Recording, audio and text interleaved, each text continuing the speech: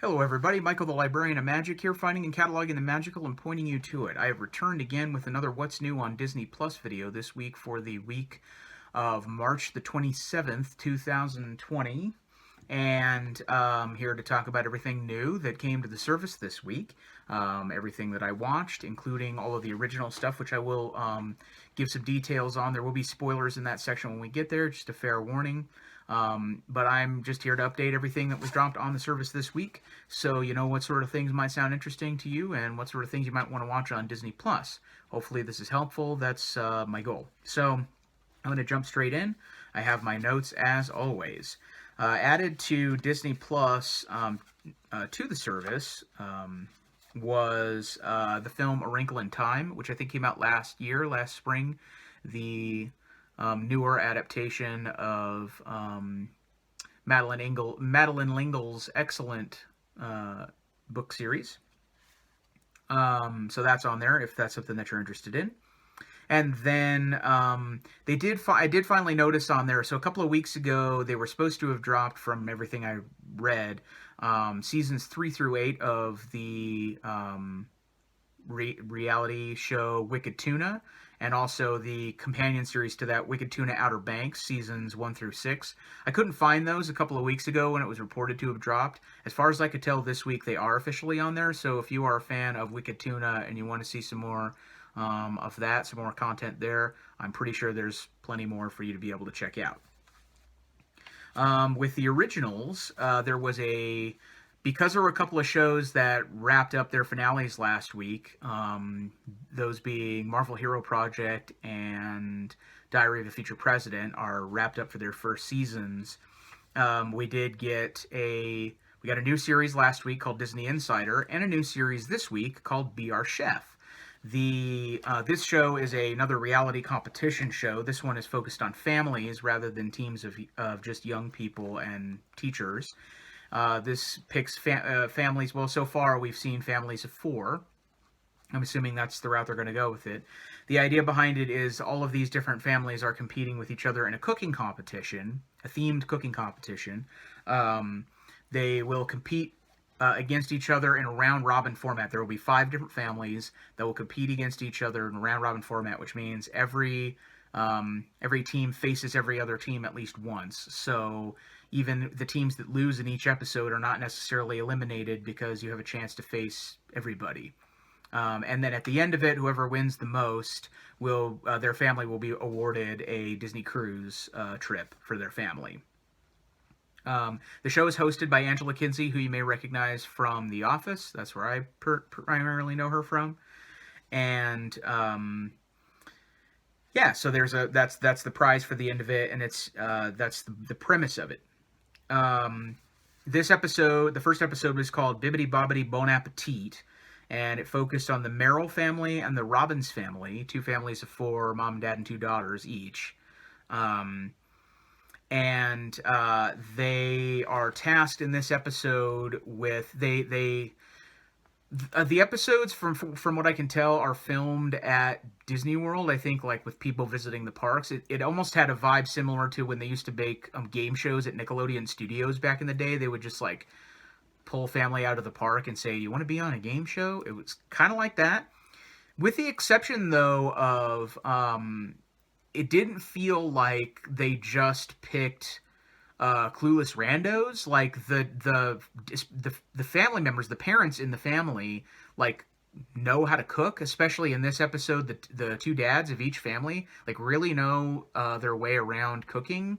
And it, almost to the point where it made me wonder, like, are either of these guys or both of these guys professional chefs in any sort of capacity, or are they just hobbyists, or what? Because they knew a lot of stuff with, like, plating and technique and how to make these dishes really fancy and incorporate their kids' ideas into the dishes and stuff. Like, they had some skills, so they didn't just seem like people randomly on their vacation. It was kind of hard to figure out what went on from a production side of things. But anyway, because they're in Disney World somewhere, maybe they were just dragged down for the show, I don't know.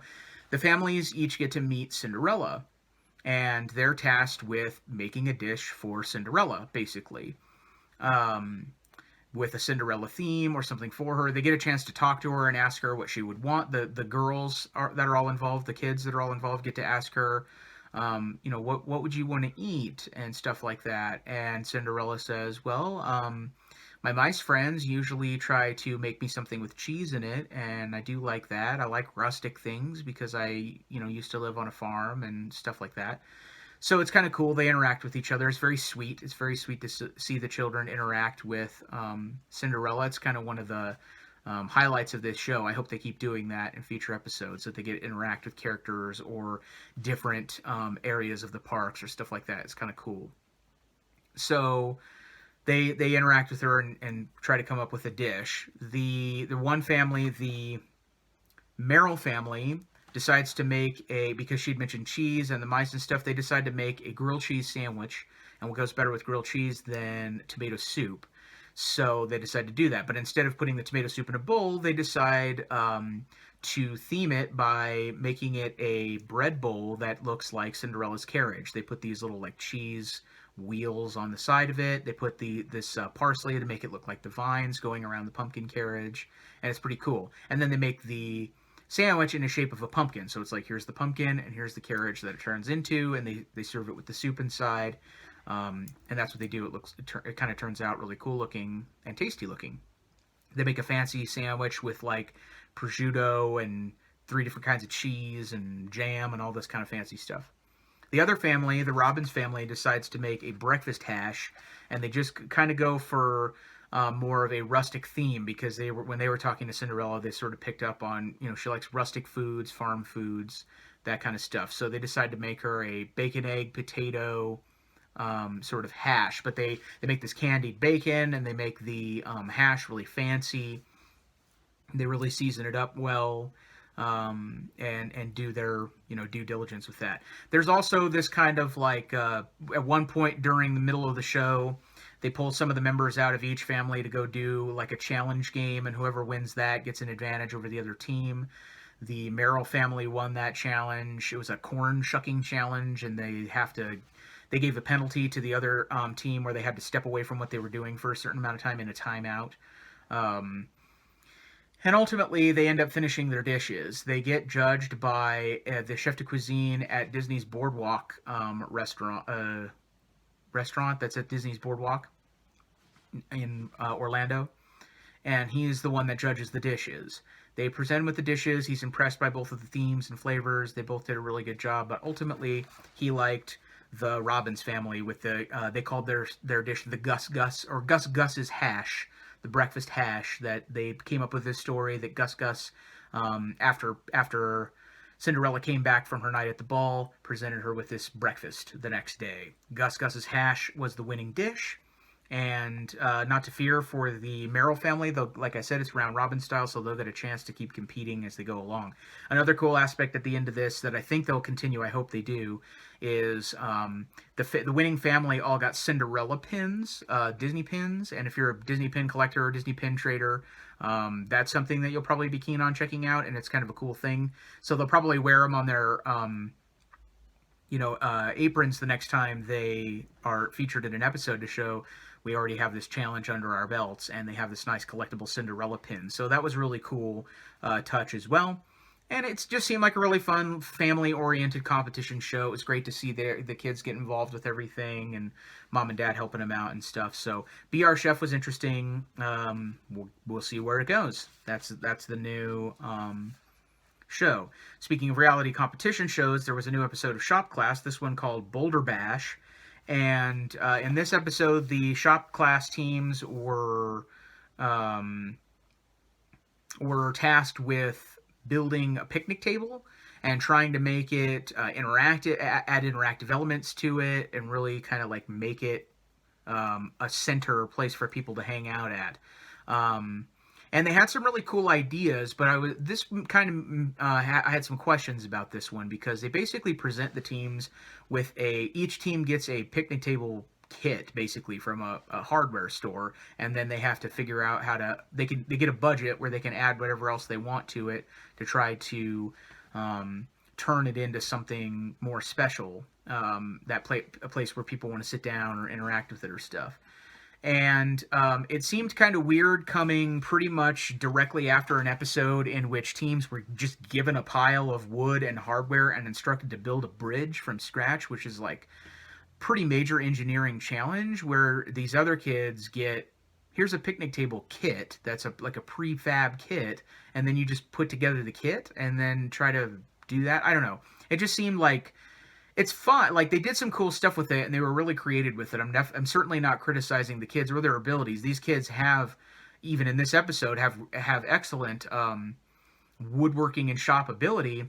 But I just wonder if the team that wins from this episode ends up going up against the bridge episode kid winners, they're just going to run into a buzzsaw, because those kids are like doing engineering stuff over there, and these kids are over here putting together a picnic table prefab kit. So I don't know. I had weird questions about that. It seemed like not a commensurate challenge, but we'll see what happens as the show goes along. Anyway, they did end up having some pretty cool ideas. The gold team wanted to make a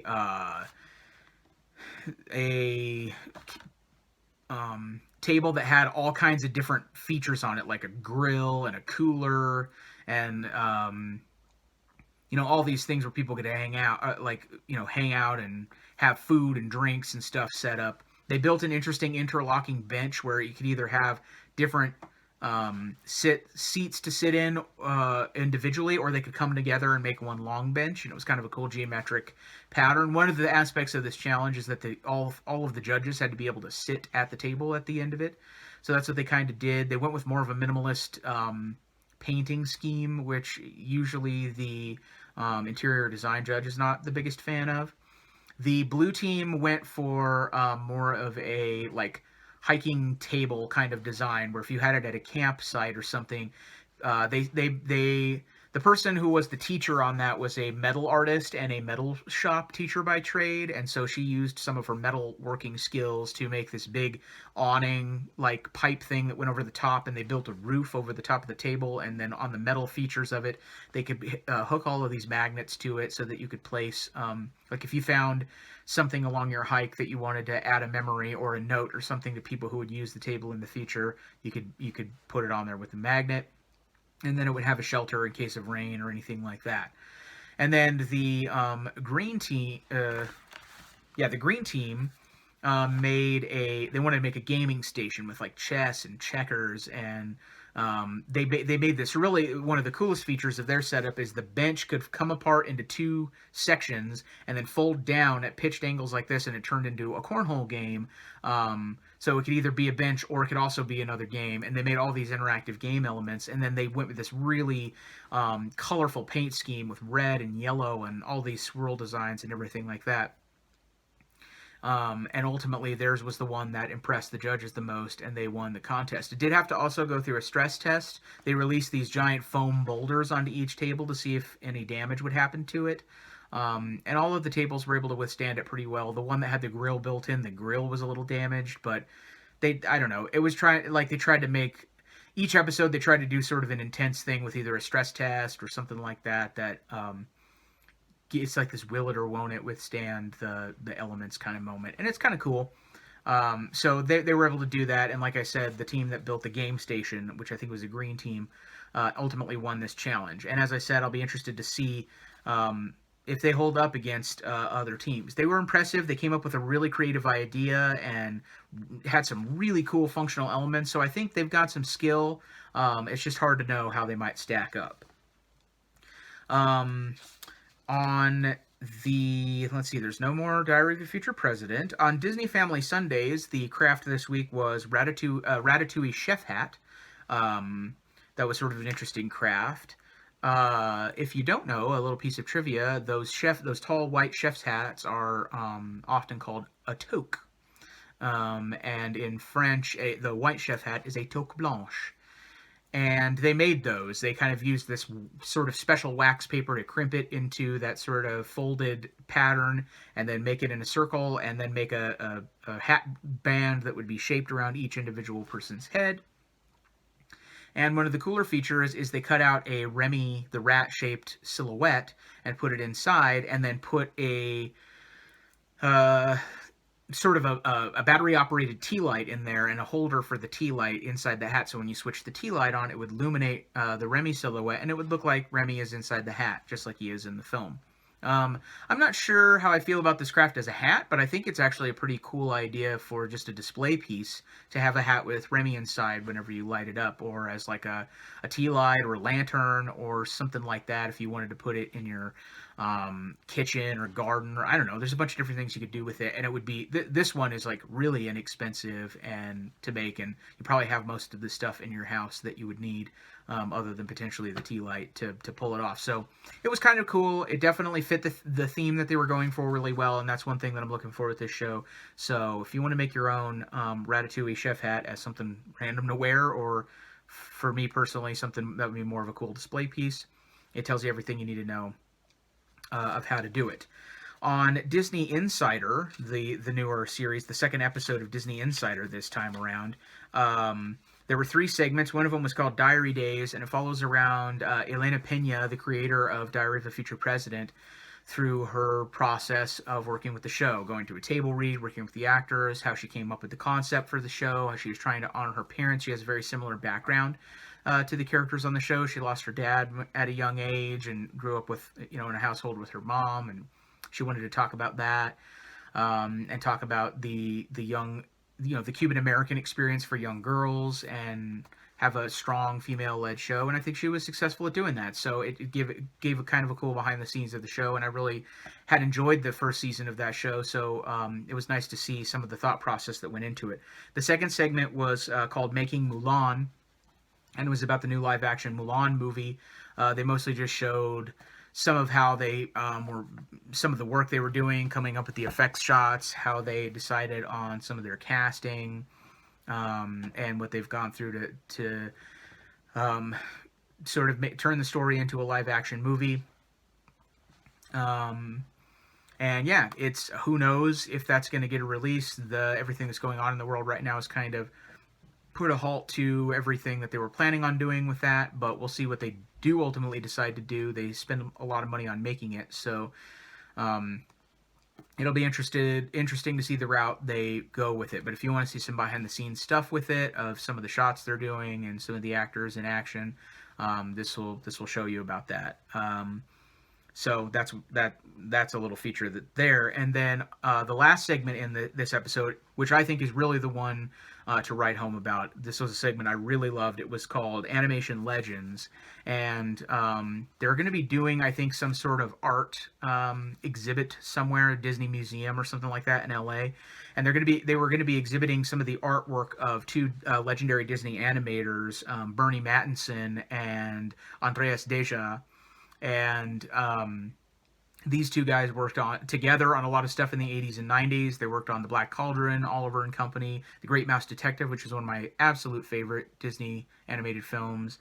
They worked on Aladdin together, and Bernie Mattinson goes all the way back to working on The Many Adventures of Winnie the Pooh back in the early 70s, late 60s. And they brought out, they basically, these guys get ushered into this museum area or archives area in the Walt Disney Animation Studios, where they're preparing their artwork for their visit, and they basically get to look at some of their old sketches that they worked on together and talk about their art and really delve into a lot of like Disney animated like geeky level details. And this is stuff that I'm really, really interested in and fascinated in. If you're a fan of the history of Disney animation and the work of some of these animators, there's some really cool stuff that you get to see, like really cool sketches and things like that. They have a cool exhibit in the animator room, that this animatic from Pinocchio of Geppetto dancing around in his house with the accordion, and Bernie talks about how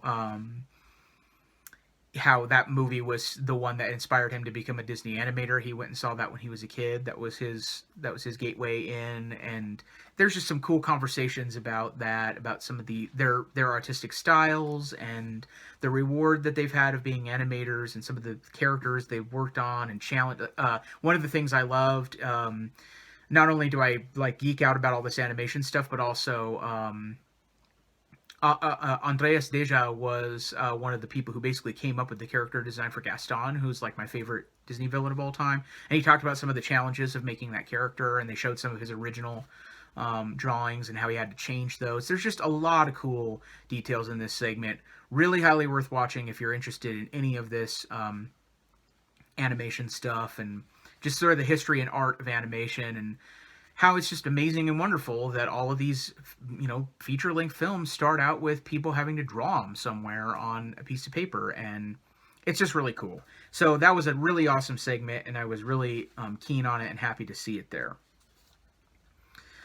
Disney Fairy Tale Weddings, this was an episode this week called Te Amo Mi Amor Otra Vez.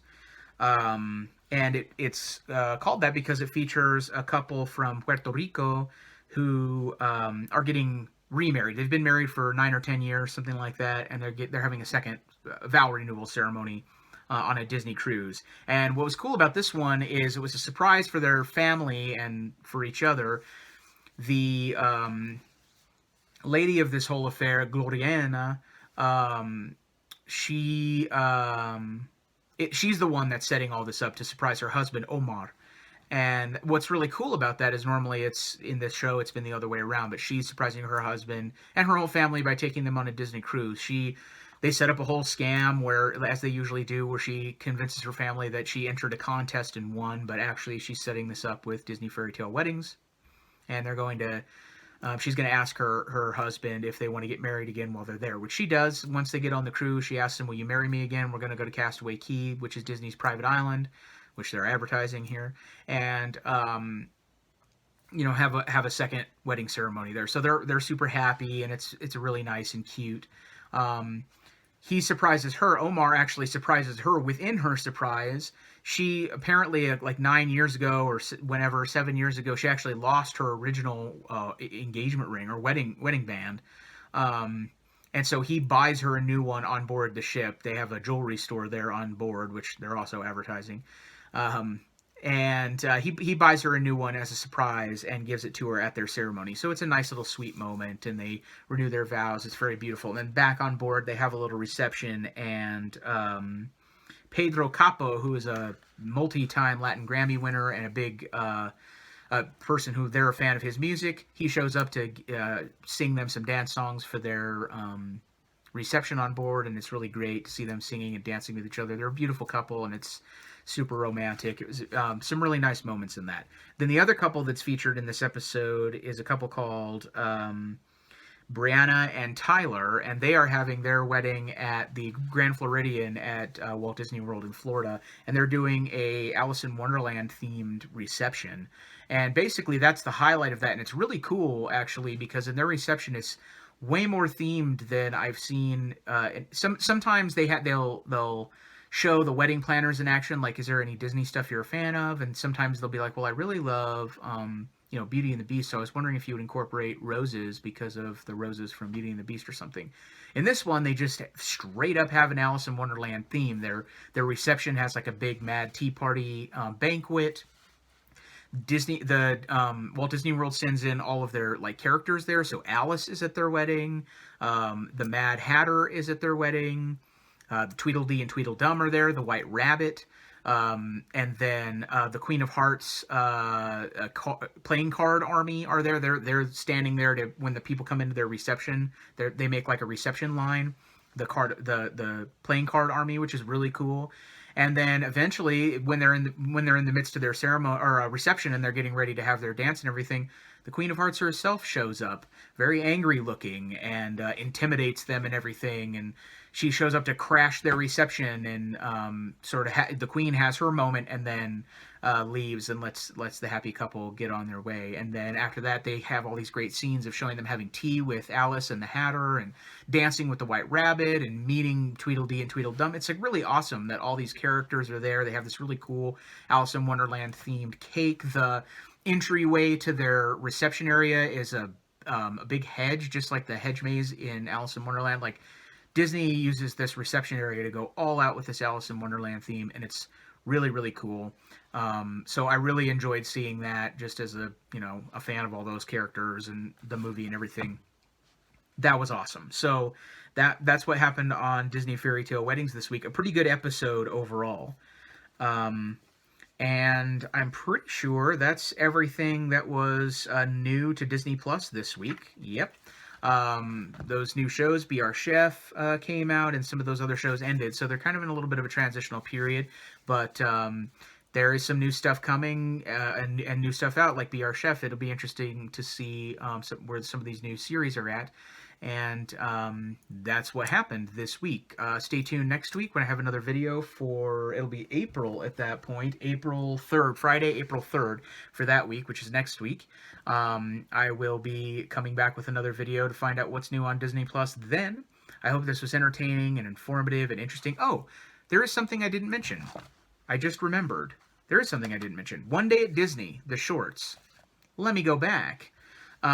There was a short called following a person called Morgan Pope, who was an R&D Imagineer for Disney, for the Disney parks. And this was a very, very interesting segment, actually, because he's an engineer that works in robotics, and he's working on something called the Stuntronics project. And basically what they show you in this segment is these robots that they have trained to be able to do aerial stunts, and they can launch these robots in air and then control their movement in midair. So they do all of these cool aerial things and then land on some other end. And they talked about how, like, they could use you could have a live actor in one spot and then deploy the robot and then have the live actor come out in another spot, and then it would look like you have this, flawless stunt basically happening with a robot in between. No wires, no harnesses, no stunt performer in the middle. It's all done by a robot.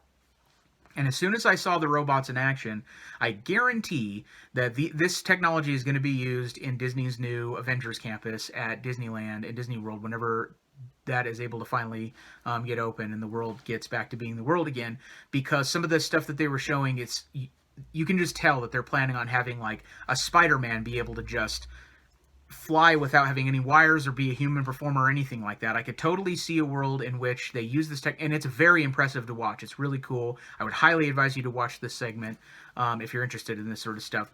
But I could easily see a world in which you have, like, a performer on some high-rise somewhere that's dressed up like Spider-Man, or some hero like Captain America or something like that, and then they disappear behind a building, or they make a jump where they disappear down into some safe area, and then boom, they launch this robot, and it looks like it's Spider-Man flying around, and then that hits an area closer to the ground, and then another, the live actor just walks out like they performed the whole thing, and it sets off this great illusion that you're in this Avengers area and there's just a Spider-Man flying around. And they have mentioned in press releases and stuff that they want to try to do that, where people are walking around and there's just superheroes flying through the air and stuff like that. And this technology looks impressive enough to actually be able to pull that off. For them to be able to control robots remotely in midair without having to have any sort of wire harnesses or anything like that.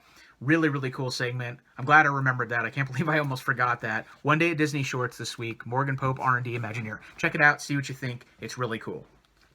So with that being said, that's everything new. I'll be back next week, April the 3rd, for new, or when, once that gets revealed on April the 3rd, I'll be back sometime thereafter to talk about what was revealed this coming week on Disney Plus. As always, I hope these have been entertaining and informative and just a nice break in the middle of your day, something to take your mind off of everything that's going on and think about what's going on Disney Plus, and maybe give you an idea of what you might want to watch or what you want to engage with your family or your friends or your loved ones or anything like that. Thanks as always for watching these, giving me a thumbs up, subscription, and all that stuff. I hope this has been useful. And until next week, take care of yourselves, take care of each other. I will see you in the next video, in the next update. Bye-bye.